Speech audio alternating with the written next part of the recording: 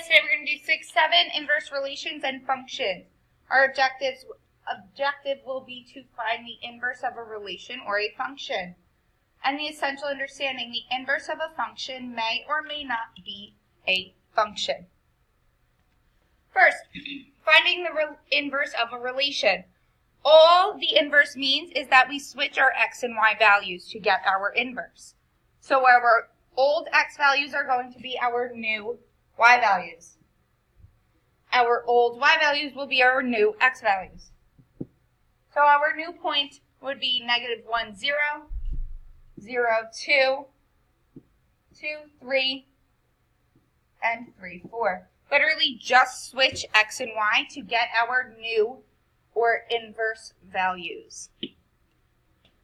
If we have a graph, and we have the points of our relation, in order to find our points of our inverse, once again, reverse them. So this is 0, -1. So our inverse will be -1, 0. This is 2, 0. So our inverse will be 0, 2. This is 3, 2. Therefore, our inverse will be 2, 3. And our last point is 4, 3, making our inverse 3, 4. If you look at this set of points, we reflected our original relation point values over this yellow line, which is the y is equal to x line, which is why we switch the x and y values. Finding an equation for the inverse. In order to find the inverse of a relation described by the function y is equal to x squared minus 1, step 1, switch x and y. So I'm going to write x is equal to y squared minus 1. Step 2 is solve for y. So I need to add 1.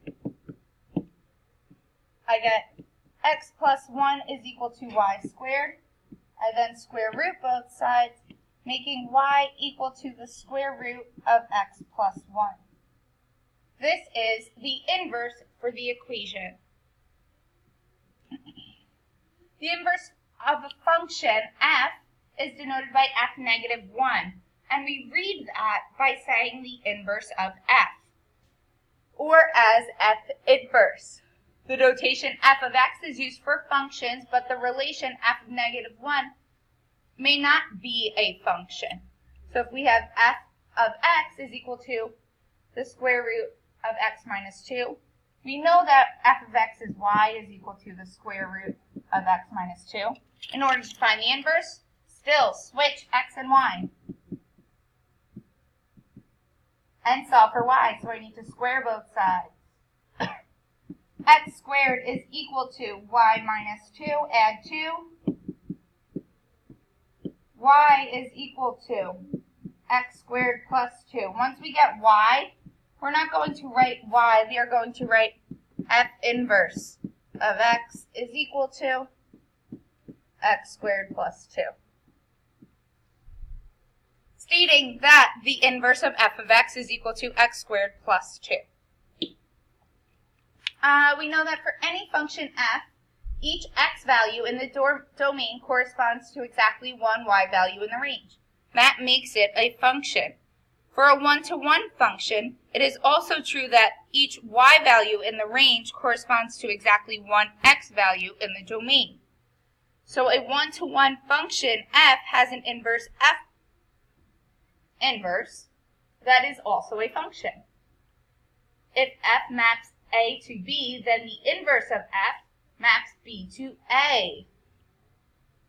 So it is a f and f inverse are inverse functions, then the inverse of f of x is equal to x, and the function of its inverse of x is equal to x. So if we do a composite function and plug the inverse into the original and the original into the inverse, we will get x for each, and the domains will be the same.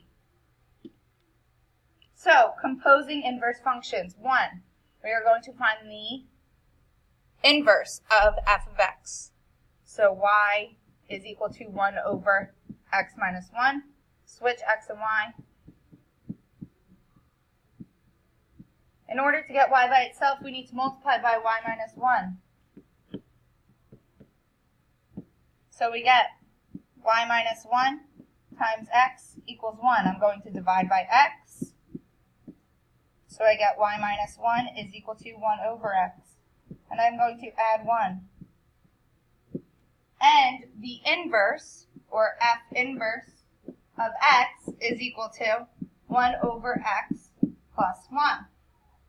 Now that we have the inverse, we are going to check the composition of the inverse and the original function.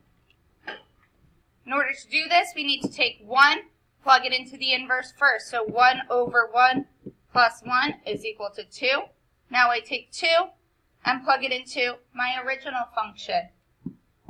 F of 2 is equal to 1 over 2 minus 1, which is 1 over 1, which is 1. So the function of the inverse of 1 is equal to 1. Now we're going to do it the opposite way. Plug 1 into our original function first.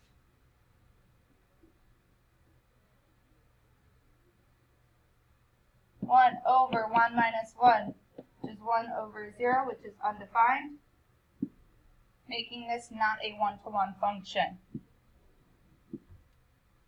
You guys try and find the inverse of numbers 1 and 2. F of x is equal to 4x plus 3, and f of x is equal to x squared minus 1.